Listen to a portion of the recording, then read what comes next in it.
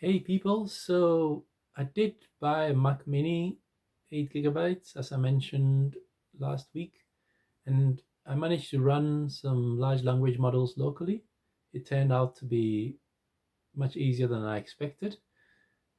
The one issue was that they were quite slow, so when I fired up a window to chat with these GPTs, sometimes it would take up to a minute to get a few sentences back.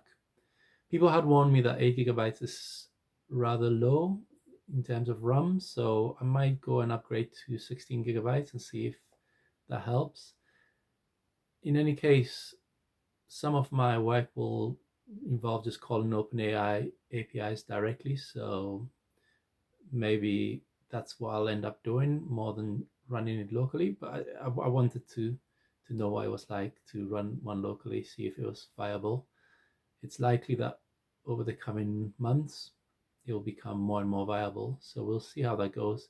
I also tried out some tools, some GUI tools. So there's quite a lot of them. I was surprised. I've actually heard of n8n.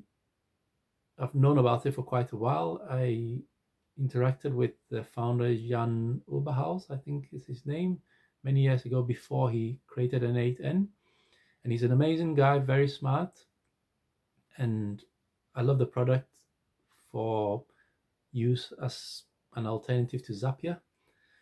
And they've added some LLM, some AI functionality, which is good. But I did think that flowise, which is another tool, was a bit better.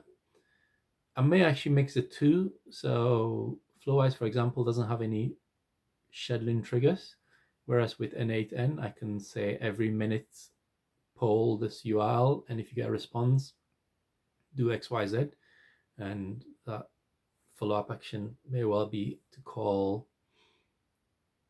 a running instance of flowise. I'm not going into the details of each of these tools and how they work because there's plenty of videos about each of them. This is more a reminder to myself of where I was at this stage in my journey. I think it will be quite useful in a few months, years' time to come back and remind myself of what I was doing.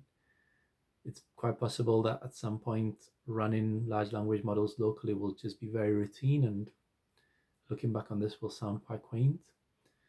But yeah, that's where I'm at. Next week I will post another video, so maybe see you then. Bye bye.